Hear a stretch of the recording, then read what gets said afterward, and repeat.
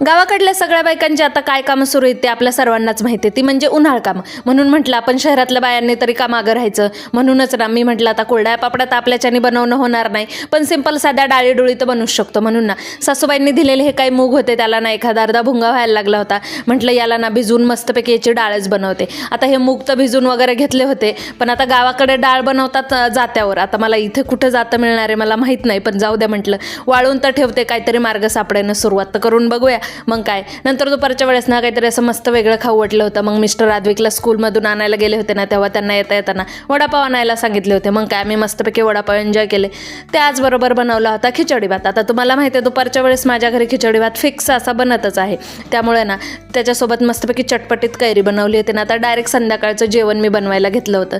संध्याकाळी म्हणजे 5 वाजताच मी स्वयंपाकाला लागते, कारण की मिस्टरांना 6:30च्या दरम्यान निघायचं असतं.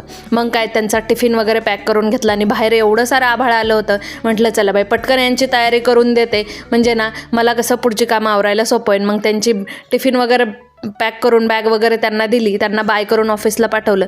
आणि नंतर एवढं काळभंगार आभाळ झालं होतं, म्हटलं बापरे बाप आता खूपच जोराचा पाऊस येतो की काय. पहिले पटकन वरती गेले आणि मूग वाळत घातलेले काढून आणले, नाही तर म्हणलं हे भिजून याला कोंब येतील. नंतर मस्तपैकी चहा घेतला आणि बाहेर थंड हवेत अशी बसली होती चहा एन्जॉय करत. संध्याकाळी एवढा पाऊस आला ना बापरे बाप. चला भेटूया उद्याच्या